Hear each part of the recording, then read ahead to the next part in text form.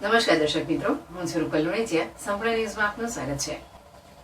પાલનપુર તાલુકાના વાસણ ધારદા ગામે શ્રી હરિહરધામ પ્રાણની પ્રાણ પ્રતિષ્ઠાના બીજા દિવસે મહંત શ્રી શાંતિપ્રિયદાસજી મહારાજે રામકથાનું રસપાન કરાવ્યું છે. કરતા જણાવ્યું કે પ્રેમનું મૂર્તિમંત સ્વરૂપ દીકરી છે, જે પિતાના ઘરે રાણી, પતિના ઘરે લક્ષ્મી અને ઘરકામ કરે ત્યારે બાઈ, એમ જીવનમાં રાણી લક્ષ્મીબાઈ બની રહે છે. તેમણે કહ્યું કે સમય ખરાબ છે, પરિસ્થિતિનો સામનો કરવો, કદાપી આપઘાતનો નિર્ણય ન કરશો, નહીંતર ઈશ્વરના ગુનેગાર બનશો.